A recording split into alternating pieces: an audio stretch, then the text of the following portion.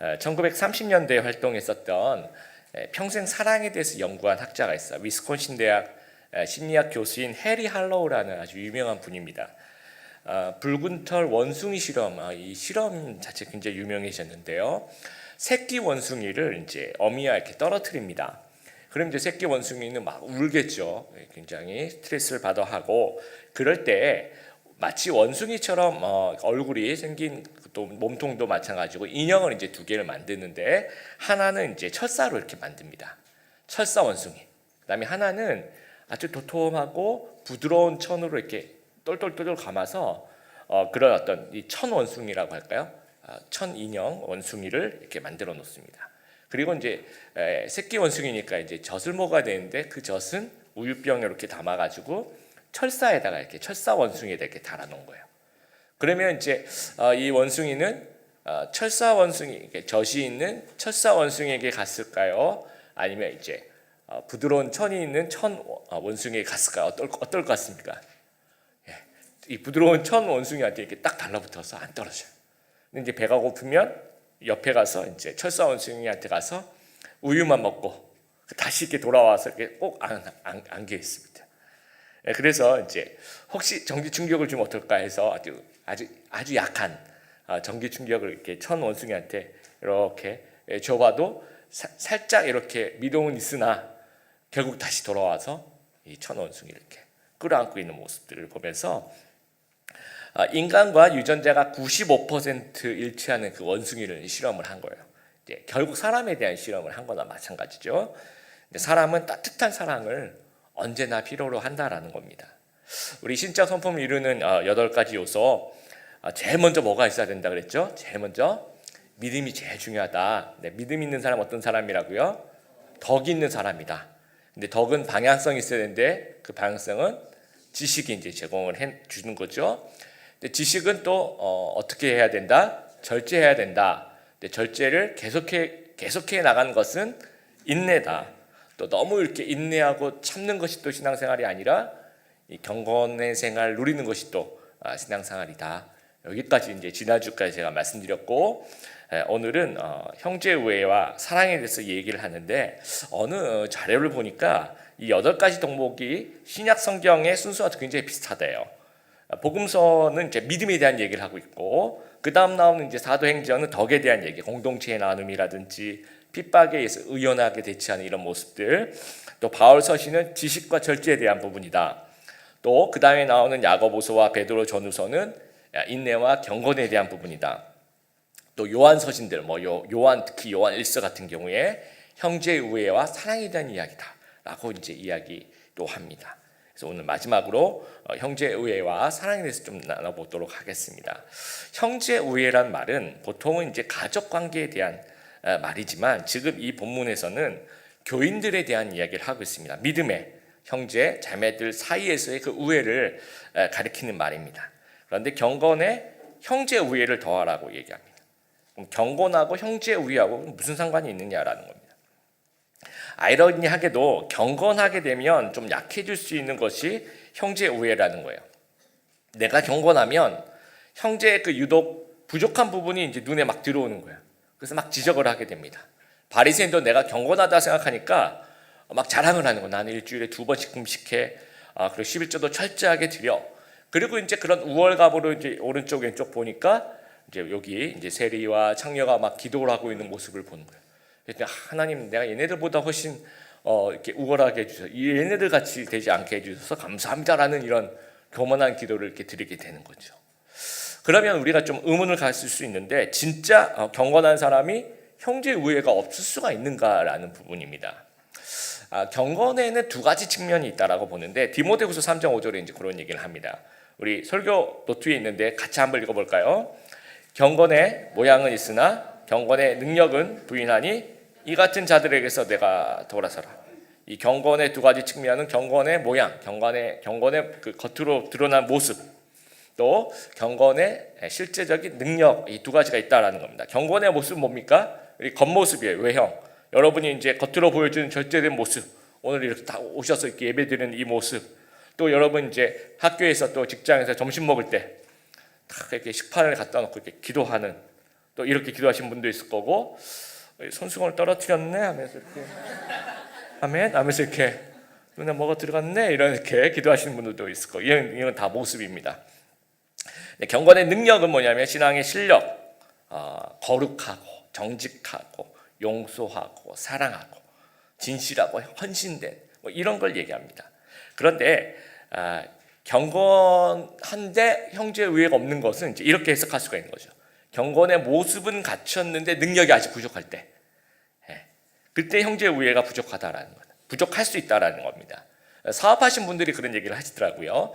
많은 그 사업하신 분들 중에서 이제 막 여러 사람을 만났는데 부자들 중에서 좀 약간 부자들이 있대요. 약간 부자들은 아주 큰 소리를 아주 이렇게 교만하고 소위 말해서 갑질이라고 할까요? 막 그렇게 하는데 아주 큰 부자들은 굉장히 겸손하대요.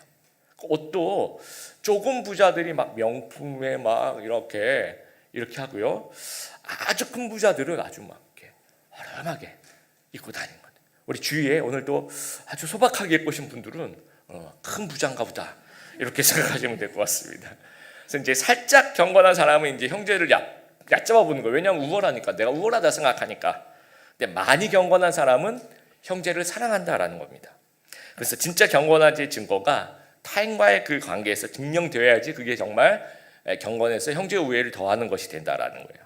13세기 이탈리아의 유명한 수도자죠. 성 프란시스코라는 수도자가 있습니다. 이분이 이제 태어났던 그 장소를 이제 가지고 아시시의 성 프란시스코다라고도 이제 알려져 있습니다. 아주 탁월한 영성을 갖고 있는 분이었다고 합니다. 그래서 이제 주로 이제 자연 친화적인 영성을 갖고 있는데, 어느 정도로 탁월했냐면 새와 동물들하고도 대화를 하셨대요. 그래서 이제 이 13세기 이분의 그 모습을 그린 성화들이 있습니다. 그래서 여러분 혹시 성 프란시스코 이렇게 쳐보시면 새들한테 막 설교하고 있는 장면들, 동물하고도 이렇게 대화하는 장면들, 이런 장면들이 이제 그림에 많이 나옵니다.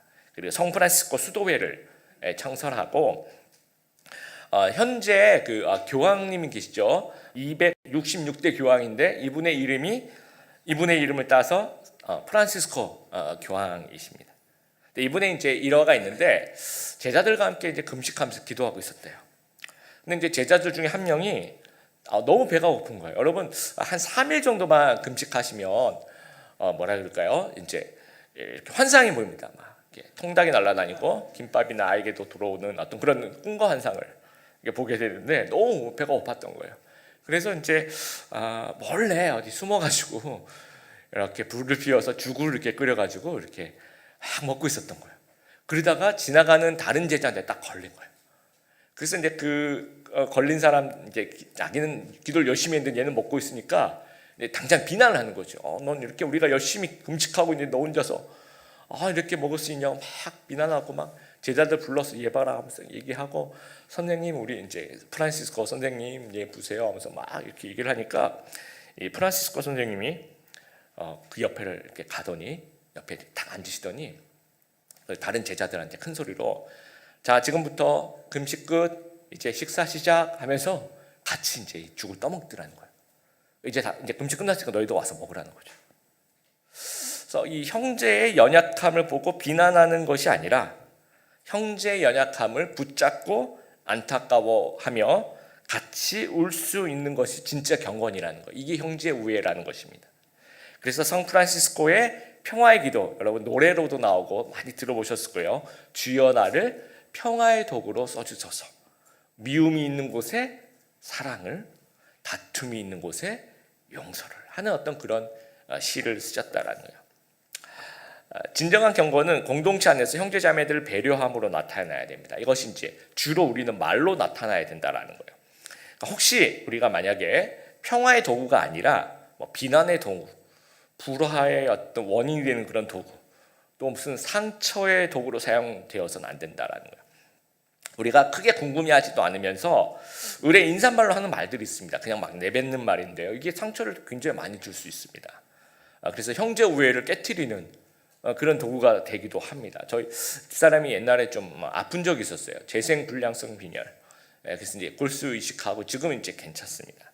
그런데 그때 이제 한참 아플 때 입원하고 이제 그럴 때 어느 목사님이 이제 저한테 뭐 걱정하시면서 하는 말인데 뭐 이렇게 얘기하시더라고요. 아니 왜 그런 병에 걸리셨대요? 이렇게 얘기를 하시더라고요. 그래서 여러분도 딱 들었을 때 여러분 안에 있는 옛날 김주영이 확 살아나죠. 그래서 저도 이제 그 얘기 들을 때 화가 확 나면서 그동안 십자가 못 박았다고 생각했던 옛날 김주영이 싹 올라오면서 그러나 탁월한 인격으로 별일 없었습니다. 근데 굉장히 기분 나쁘더라고요. 예. 근데 중에 그냥 제가 그냥 기도해 드리겠습니다. 앞으로 계속 기도하겠습니다. 그러면 되거든요. 또 이제 어느 이혼한 자매가 있었는데 이제 어떤 사정이 있어서 그랬겠죠. 근데 하나님께 너무 죄송한 거야. 그리고 부모님한테 죄송하고 다니던 교회를 도저히 또 너무 죄송해서 못 다니겠고 그래서 이제 몇 년 동안 교회를 안 간 거예요. 그러다가 너무 예배가 드리고 싶은 거예요. 그래서 이제 아무도 모르는 집 근처에 있는 이제 교회를 갔대요. 그래서 이제 앉아서 예배를 드리는데 너무 좋죠. 얼마나 좋아요. 막 예배 드리고 막 그러고 있는데 이제 뭐 그 새가족반 뭐 이렇게 무슨 교회 권사님들 뭐 와가지고 이제 왜 계속 혼자 나오냐 계속 물어보는 거예요. 결혼을 했느냐, 뭐 신랑은 어디 갔느냐, 막 계속 물어보는 거죠. 그러니까 이제 이분이 너무 그러니까 이 교회를 그 다음에 못 가겠다는 거죠.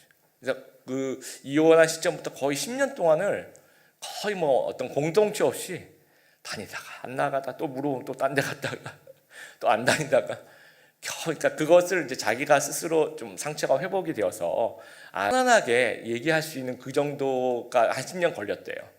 그러면서 이제 공동체를 찾았는데 그런 얘기를 들으면서 제가 굉장히 마음이 아팠습니다. 우리 이제 신혼부부들 요즘에 이제 결혼을 이제 해서 임신이 요즘 잘 안 된대요. 환경 호르몬 문제 때문에. 그래서 좀 임신의 어려움을 갖고 있는 부부들도 꽤 있습니다. 그런데 이제 교회 와서 이제 일주일에 한 번씩 보면 좀 궁금하잖아요. 그러면 별로 안 궁금하죠. 그렇죠. 할 말이 없으니까 그러는 것도 있는데 왜 애를 안 가지냐고 막 이렇게 물어봐요. 또 언제 가질 거냐고 자꾸 물어봅니다. 근데 실제로 굉장히 얼마나 마음이 아프겠어요. 그렇죠? 안 가지려고 그런 게 아닌데 노력해도 그 부분에 대한 기도 제목이 있는 것인데 자꾸 물어보는 거예요. 그리고 이제 막 그냥 결혼하니까 너무 마음이 편해서 너무 좋아서 살이 찐 건데 막 애 가졌냐고 자꾸 물어봐요. 예, 그래서 여러분도 이제 궁금하잖아요. 친구들이 결혼했는데 막 이렇게 그러면 여러분 친구는 그냥 물어볼 수 있겠죠. 근데 다른 분 이제 3개월만 기다리면 돼요. 3개월만 기다려서 배만 나오면 임신했구나. 그러면 이제 배만 나오는 것이 아니라 배도 나오면 다른 것도 이렇게 다 같이 이렇게 충만해진다. 그러면 밥이 맛있구나. 밥이 정말 맛있구나. 그렇게 생각하면 될 것 같습니다. 우리 청년들도 있는데 제가 결혼할 때 제가 32에 결혼했어요. 우리나라 나이로. 그때 이제 제 친구들 중에서 제가 제일 늦게 결혼을 했습니다. 30만 넘어도 그때는 뭐라 그럴까요? 좀 노총각 노처녀. 그때는 그런 단어가 있어요. 지금은 그런 단어 없지만. 근데 요즘에는 이제 결혼 정년기 점점 늦어지고 또 이제 여러 사정이 있어요. 또 어떤 분들은 비혼주의자들이 있을 겁니다. 이 중에서 괜찮습니다.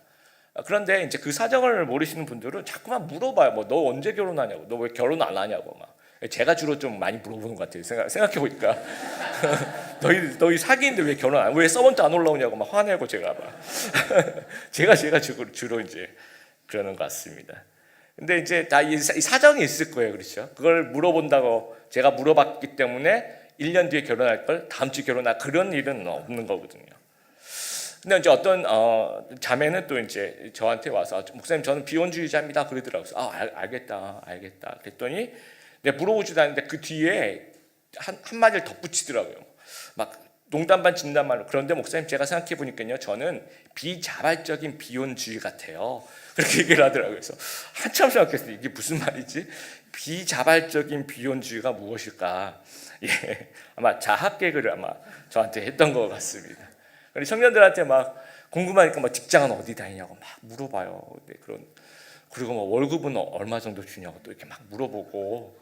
예, 그러니까 너무 이런 것들이 궁금해서 또 이제 나는 좀 친근하게 다가간다고 생각해서 물어보는 것들이 형제 우애를 이렇게 깨트리는 경우가 많이 있는 것 같습니다.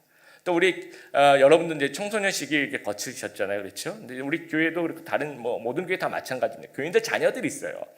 우리가 지나가다 보면 되게 귀엽잖아요. 그 친구들은 이제 청소년쯤 되면 질풍노도의 시기입니다. 여러분 청소년 때랑 또 제가 청소년 때랑 또 인포메이션 자체가 다르거든요. 굉장히 민감한 나이인데 여러분 이제 청년제 또 교인으로서 우리 청소년들 이렇게 우리 교회에 지나가다 이렇게 한두 마디씩 하면 되게 재밌잖아요. 예, 그런 거 느끼세요? 이렇게 뭐 너 화장했네? 하면서 이렇게 이상하네? 하면서 되게 재밌잖아요, 그런 거. 예. 그리고 막 이제 국민 스포츠죠. 막 지나가면서 뭐 한마디씩 거들고 뭐 넌 어떻다, 너는 어떻다, 뭐 그리고 이제 걔네들 이제 SNS 이제 이렇게 보면서 이상한 사진 뭐 그 질풍노도의 시기에 이상한 사진도 올리고 이상한 글도 올리고 그러면 부모님한테 막 이러고 막 그러잖아요. 예, 그리고 가정 불화를 막 일으키고. 근데 여러분 청소년 때를 한번 생각해 보세요. 여러분 교회 청년들이 여러분한테 지나가다만 한마디씩 하고 그럼 어떨 것 같아요? 부모님이 중직자니까 교회를 다니는 거지 아니면 혼자 다니면 뭐 진짜 신앙을 잃어버릴 왜냐하면 민감한 나이니까 그럴 수도 있다라는 겁니다. 우리 가족이 다 같이 안 나온 성도들도 있어요. 자기 남편이 안 믿어서 자기 혼자 나온다든지 자기 남자친구가 안 믿어서 자기 혼자 나온다든지 아니면 자기 자녀들이 안 나와서 아니면 우리 부모님이 안 나오고 나만 나온다든지 이렇게 혼자 나오는 분들은 매주 마음속에 부담이 있어요. 나도 우리 가족하고 같이 나도 이 사람하고 또 같이 예배드리고 싶은데 되게 아쉽고 그런 마음이 있습니다. 그런데 이제 주변에 있는 우리 교인들은 같이 안 나오니까 이제 한두 마디 좀 하는 거예요. 왜 남편 안 나오셨어요? 뭐 아이들은 왜 안 나오세요? 그러니까 이런 말이 그러니까 꼭 그렇게 얘기 안 해요. 다음에는 남편하고 전도해서 같이 나오자고 뭐 이제 말은 쉬운데 이제 이런 말이 굉장히 상처가 될 수 있는 것 같아요. 저도 이런 말 참 제가 설교 준비하면서 반성을 많이 했습니다. 이런 말 많이 하는구나 내가. 근데 이분은 매주마다 이런 그런 부담감 가지고 얼마나 어려운 마음으로 하나님 앞에 나와서 기도할까 하는 생각을 좀 해봤습니다. 그래서 제가 이번 주에 읽었던 책이 어떤 책이 책 제목이 재밌었어요. 죽고 싶지만 떡볶이는 먹고 싶어라는 책이 있습니다. 요즘 베스트셀러인데 들어보셨죠? 이제 본인이 좀 어려운 그 감정을 가지고 있는 분이 이제 자기 그 선생님 대화하는 선생님하고 같이 그걸 좀 풀어서 이렇게 녹취같이 이렇게 쓴 그런 겁니다. 굉장히 많은 사람들이 공감한다고 합니다. 요즘 베스트셀러인데 죽고 싶지만 떡볶이는 먹고 싶어. 그 책의 저자가 거기서 이제 그런 얘기를 하더라고요. 어떤 사람에게는 힘내라는 말이 독이 될 수 있다는 거예요. 힘이 너무 없어요. 너무 막 OTL 막 힘이 없는 상태 있잖아요. 막 그러고 있는데 힘내라고 얘기하면 이게 굉장한 또 다른 부담감, 또 다른 독이 될 수 있다라는 겁니다.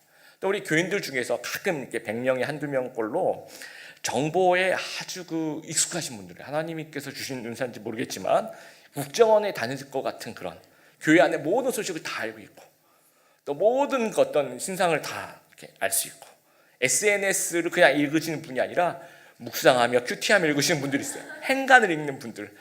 여기서 얘가 이 글을 읽었을 땐 헤어짐을 의미하고 또 여기서 얘의 그 사진의 배경과 얘 사진의 배경이 같은 거 보니까 얘들은 사귄 지 한 2주 정도 된 것 같고 뭐 이런 어떤 사진을 분석하는 포렌식 그 탐정들이 있습니다. 이런 분들이 이제 정말 뭐랄까요? 아주 민감한 그리고 아주 정보력이 풍부한 분들인데 이런 분들은 이제 막 얘기하고 싶은 거예요.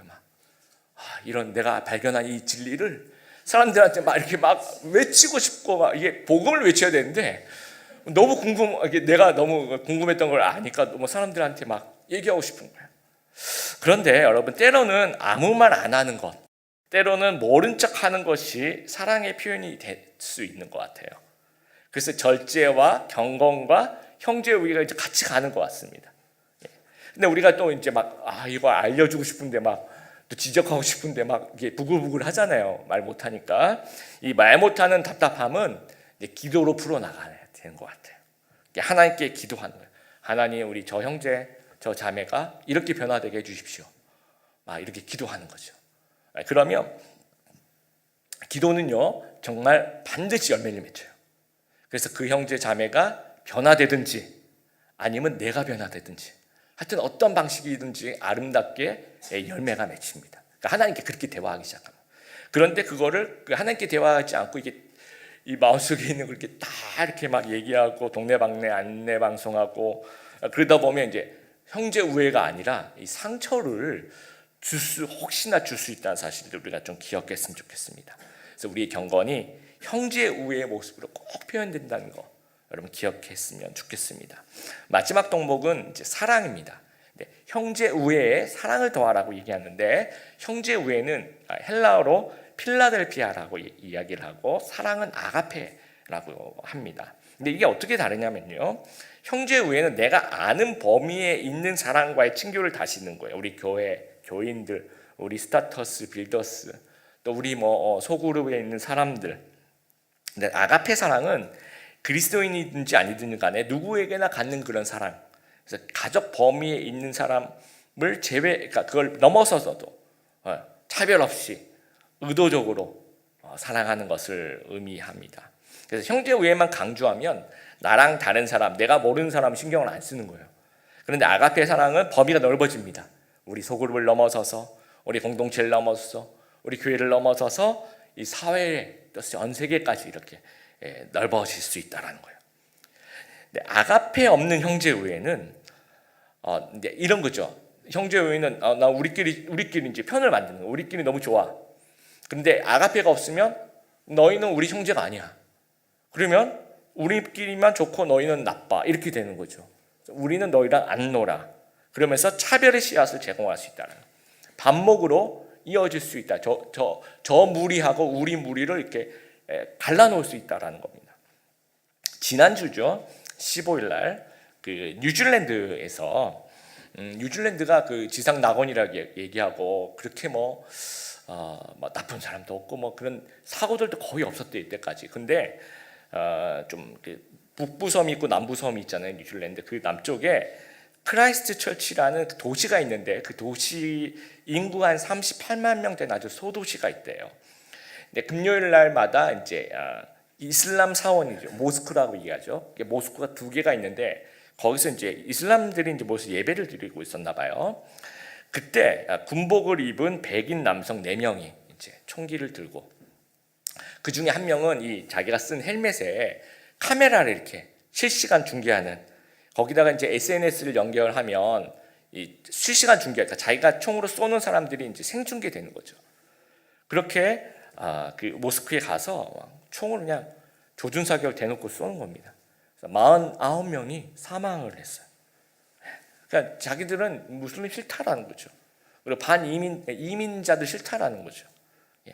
2011년에 노르웨이에서 있었던 아주 대형 사고가 이제 오슬로의 한 극우주의자가 폭탄 및 총기로 자기들은 이제 좌파들이 싫다는 거예요. 자기 이제 극우 세력인데 좌파들이 모여서 연합 무슨 모임을 아마 했던 것 같아요. 거길 가서 총을 폭탄을 던지고 총을 쏴서 그래서 거의 100여 명 가까이가 목숨을 잃는 아주 어마어마한 사건이 좀 있었습니다. 그리고 2015년이죠. 미국에서 이제 백인 우월자들이 있어요. 딜런 루프라는 이 21살짜리 백인 우월자가 남부에 있는 그 찰스톤에 이제 한 흑인 교회를 간 거예요. 그래서 이렇게 예배드리고 있는데 뒤에서 갑자기 들어와가지고 막 난사를 하는 거죠. 그 과정에서 이제 흑인 9명이 죽는데 이유가 없습니다. 그냥 자기는 흑인이 싫다는 거예요. 백인이 나의 형제고 흑인은 나의 형제가 아니라는 거죠. 그렇게 되면 그 반대급부도 생깁니다. 이번 주에 있었던 일입니다. 지난 21일 날 이탈리아에서 그 세네갈 출신의 스쿨버스 운전사가 있었는데 이제 이탈리아에서 자기 난민들을 이제 잘 수용을 안 하니까 거기에 대한 불만이 있었던 거예요. 그러니까 이민자들 또 난민 정책에 대한 불만. 그래서 자기가 이제 스쿨버스를 모으니까 자기 스쿨버스를 탄 그날에 이제 한 50여 명 정도의 학생들과 학부모가 탔대요. 그걸 그대로 납치를 한 거예요. 납치해서 이제 인질로 잡고 이제 불을 휘발유 막 뿌려서 다 이제 너희들은 다 죽인다 하면서 이제 그러면서 이제 불을 붙이려고 하는 그 여러 상황 속에서 이제 경찰의 대치와 또 이걸 잘해서 대응을 잘해서 한 명도 죽지 않고 경미한 그런 부상만 당하고 아주 잘 이렇게 인명 피해 없이 그런 했다라고 합니다. 그런 것들. 그리고 이제 또 제가 보면서 좀 안 좋다라고 생각하는 게 이제 그런 외신 보도들을 들어가면 제일 마지막에 꼭 이런 얘기가 있어요. 우리 교민의 피해는 없는 것으로 밝혀졌습니다. 그 우리 교민만 피해가 없으면 될까요? 우리 모두가 다 피해가 없어야 되잖아요. 근데 우리 교민은 피해가 없는 것으로 밝혀졌습니다. 휴, 다행이다. 이런 어떤 태도는 물론 이제 그런 뜻으로 한 건 아니겠죠. 그냥 사실을 알려주려고 했던 것 같지만 우리가 어떤 그 테두리 안에서 형제 사랑을 가두어 놓는 듯한 모습이 우리 안에 있지 않나 생각합니다. 너는 내 형제가 아니다. 그래서 혐오한다. 이런 것들. 기독교와 이슬람, 백인과 흑인, 자국인과 이민자들. 아가페가 없기 때문에 일어난 현상이라고 합니다. 또 아가페 사랑은 타인에 대한 기본적인 존중함으로 나타나야 됩니다. 여러분 마태복음 5장 45절을 같이 한번 여러분 주보에 나와 설교 노트에 나와 있죠. 같이 한번 읽어보겠습니다. 너희 아버지는 악한 사람이나 선한 사람들 모두에게 햇빛을 비추시고 의인과 죄인에게 비를 내려주신다. 우리 하나님 아버지는 일반 은총의 하나님이라는 거예요. 구원에 상관없이 악한 사람, 선한 사람에게 모두 햇빛을 비춰주시고 의인과 죄인에게 비를 똑같이 해주신다라는 겁니다. 그런 어떤 하나님이 베푸시는 일반 은총을 우리도 베풀 수 있어야 된다라는 거예요. 그러니까 타인종에 대한 존중도 있어야 됩니다. 여러분 몇 년 전에 롯데자이언츠 그 외국인 투수 중에 쉐인 유먼이라는 흑인 투수가 있었어요. 그 투수가 하루는 이제 그 사직 경기장에 이제 자기 사복을 입고 올 때 희한한 옷을 입고 와서 이제 그 사진을 이제 기자들 찍어서 기사를 낸 걸 제가 본 적이 있습니다. 하얀색 티셔츠에 한국말로 이렇게 뭐라고 써 있냐면 말조심 앞에는, 그리고 뒤에 등에는 뭐라고 써 있냐면 누군가 듣고 있다, 이렇게 한글로 이렇게 자기가 직접 만든 거래요.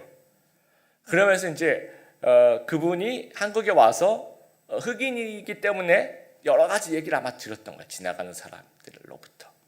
그래서 본인이 좀 상처가 되었던지 옷에다가 말조심, 누군가 듣고 있다, 이렇게 쓴 것 같습니다.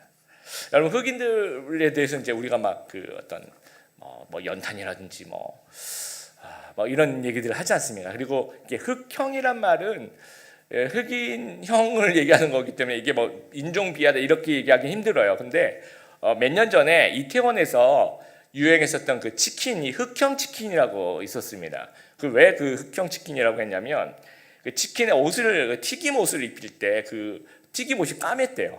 그래서 그 튀김 자체가 시커맸다라고 합니다. 그래서 그 이태원에서 새로 나온 흑형 치킨 이렇게 올렸는데 우리나라 사람들은 그런가 보다라고 생각했는데 그 이태원에 외국인들이 많으니까 외국인들이 집중적으로 이거는 진짜 이렇게 하면 안 된다, 이거는 인종 비하적인 발언이다라고 아주 항의를 했다라고 합니다. 그게 그렇게 되면 그렇게 된다고 저는 그렇게 생각해요.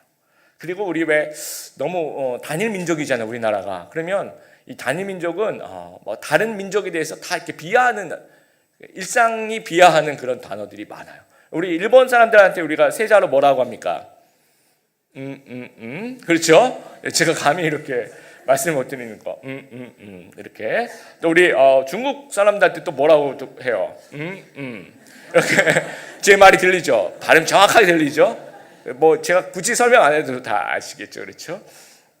이런 것들이고 우리가 너무 좁은 거예요. 우리의 사랑이 확대되지 못하고 너무 좁은 거예요. 이러면 안 된다라는 거죠. 이런 타인종에 대해서 이렇게 비하하는 그러면 안 된다라는 거예요. 왜냐하면 저도 한번 당해봐서 제가 LA에 있을 때 두 번, 그러니까 제가 차를 타고 갔는데 이제 제가 이렇게 동양인이라고 빵빵거리면서 이렇게 막 이렇게 그걸 이제 되게 그 위협을 하는 거 한 번, 또 하나는 제가 그 교회 앞에서 이렇게 길을 걸어가고 있는데 뒤에 오는 차량이 백인들이 이렇게 쭉 그 윈도우를 내리면서 빵빵하면서 욕을 막 하고 이렇게 지나가는. 다행히 제가 영어를 잘 몰라서 욕을 잘 몰랐어요. 욕하는구나 그 정도로 해서 큰 상처는 없었습니다. 영어를 못하니까 그런 장점은 또 있는 것 같아요. 굉장히 기분이 나고 그 두 번 사건 아마 죽을 때까지 제가 못 잊을 거예요 아마. 근데 우리가 무심코 얘기했던 것이 그 사람도 죽을 때까지 잊지 못하는 기분 나쁨이 될 수 있다는 거죠. 타종교도 마찬가지입니다. 여러분 구원의 문제에 있어서 생각이 다릅니다. 예수 그리스도가 진리라고 우리는 이 성경 말씀을 믿습니다. 그런데 이단이 아니라면, 뭐 우리 교회 와서 막 해고자 하는 그런 이단이 아니라면 기본적으로 타종교에 대한 기본적인 존중함이 우리가 있어야 된다라는 거예요. 그래서 뭐 옛날에 뭐 기독 학생회 뭐 이런 분들이 막 열심히 막 특심이어서 학교 대학 그 이렇게 세워놨던 뭐 지하 대장군 뭐 이런 거 있지 않습니까? 예, 천하 대장군, 지하 여장군 이런 장승들 톱으로 모가들 다 잘라버리고 막 이게 하나님을 위한다고 생각을 했던 것 같아요. 그리고 막 불상 막 이렇게 막 여러분 몰래 가가지고 막 이렇게 야구방망이로 막 머리 뭐 이렇게 뭐죠 머리 부분을 막 파손한다고 그러더라고요. 이런 사람들도 있고요. 또 아니면 이제 산에 막 이렇게 올라가서 등산 같은 걸 하다 보면 이제 성황당 이런 거 있으면 이렇게 돌이 이렇게 쫙쫙쫙 이렇게 도리에 돌 이렇게 올려놨잖아요. 그런 거 보면 여러분 어떤 생각이 드세요? 아무도 없을 때 이렇게 톡톡톡 이렇게 한다든지 아니면 돌멩이 이렇게 딱 던져서 이거 무너뜨리면 또 오늘 은혜가 넘치는구나 이러면서 또 이제 가는 이런 부분들도 기본적인 우리가 일반 은총이 부족한 거죠. 예. 그래서 그러면 안 된다라는 겁니다. 앞으로 우리나라 사회를 10년, 20년을 강타할 주제는 저는 페미니즘이라고 생각합니다.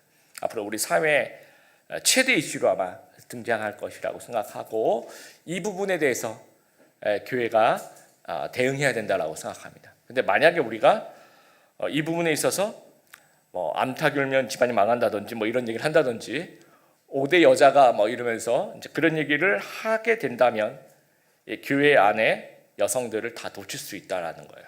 우리가 한 20-30년 전에 교회는 청년들을 좀 마음에 품지 못하면서 청년들이 많이 떠나갔어요.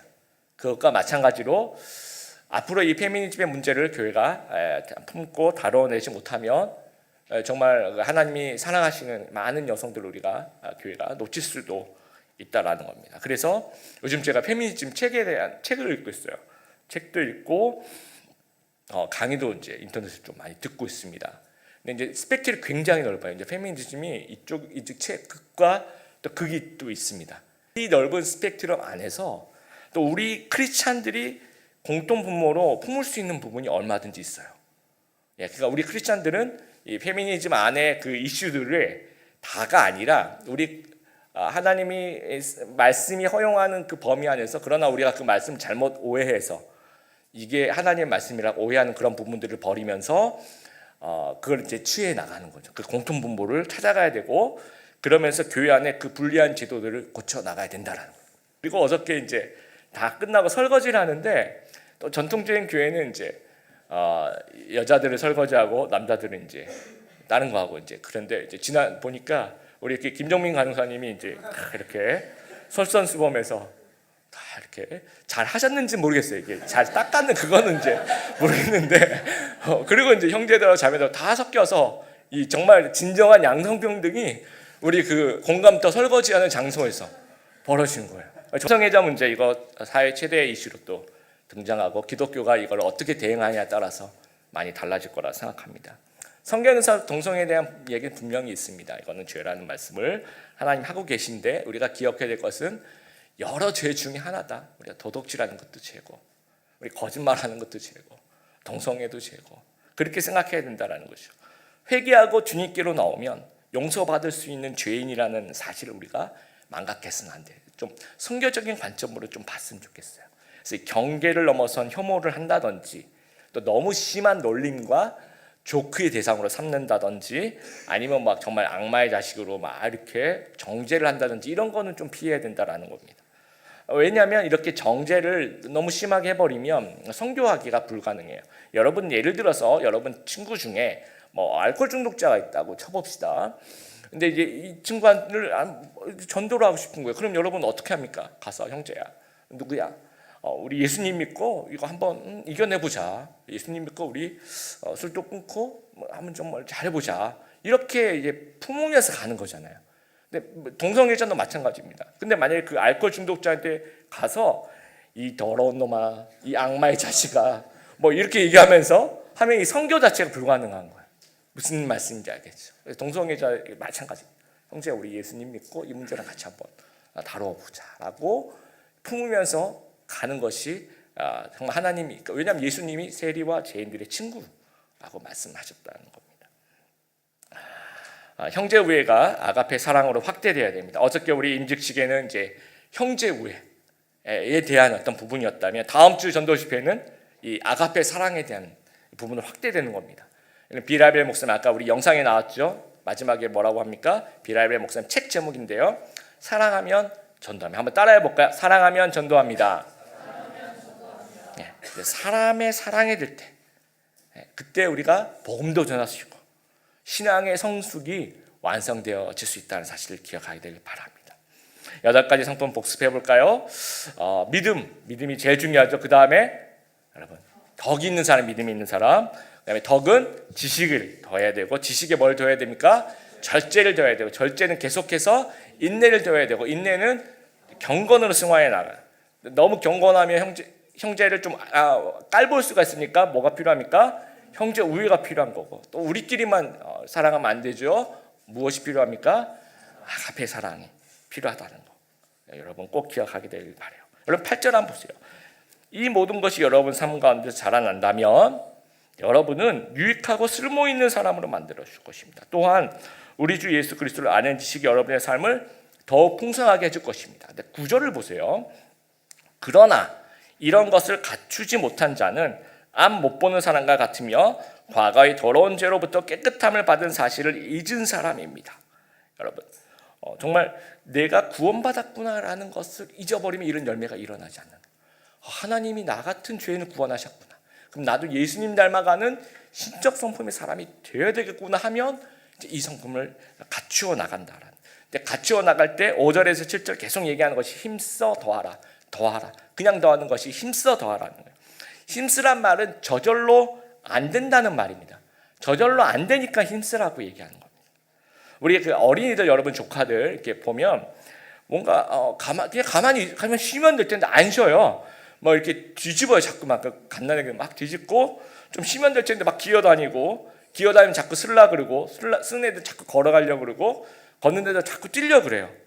뭔가 아무것도 안 하려고 하는 애들은 감기 걸렸거나 좀 아픈 친구들입니다. 그렇지 않으면 끊임없이 뭐 이렇게 성장하려고 노력하는 것이 이 우리의 생명체라는 거예요. 우리도 마찬가지. 영적인 생명체는 끊임없이 성장하려고 노력해야 된다라는 거예요. 그리고 어떤 그 건강 정보 프로그램 이런 걸 보면 막 특정 음식을 지나치게 막 부풀려서 미화합니다. 막 토마토 이게 너무 좋다, 이 토마토 꼭 먹어야 된다. 그러면 여러분 그래서 아무것도 안 먹고 토마토만 먹어보세요. 영양실조 걸립니다. 골고루 제철 음식 먹으라는 것이 그거죠. 골고루 섭취하라는 거. 이것도 먹고 8가지 우리 덕목도 맞죠. 이거 공식 아닙니다. 순서 꼭 이런 순서 아닐 수 있습니다.